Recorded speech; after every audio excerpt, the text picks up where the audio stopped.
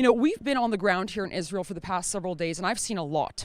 And frankly, this has been one big myth-busting trip.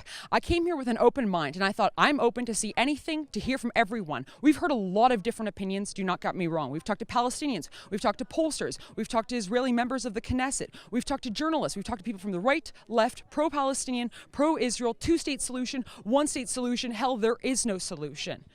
Let me tell you some of the things that we found out while we were here. The security wall, it's not a wall. It's a giant fence. Only about 5% of it is a wall. We found that Palestinians can actually freely come into Israel so long as they're not carrying any pipe bombs or explosive vests. They have to go through the sort of security that's akin to essentially going through an airport. You know who can't go the other way?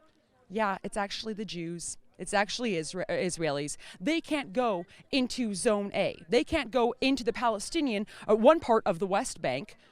That's according to essentially self-prohibition, but also because they know that if they go in there, there's a very good chance they will die.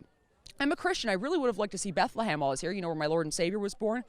Can't. There's a giant minaret there right now. And actually there are posters all over the place of suicide bombers who are essentially exalted by the populace around now Muslim-controlled Palestinian Bethlehem.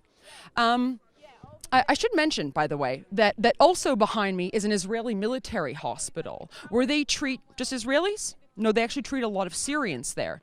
Syrian women who from ages 8 to 80 have been brutally raped by ISIS. I came here believing in the two-state solution. I really did. I am at a point now where I frankly do not. I believe in a one-state solution.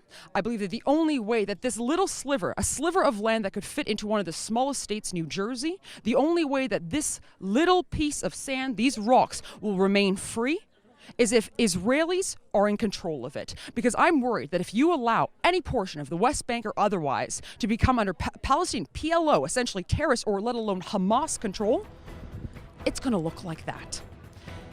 Those are my reflections so far on the ground. Stay with us. We got more of the show after this very short break.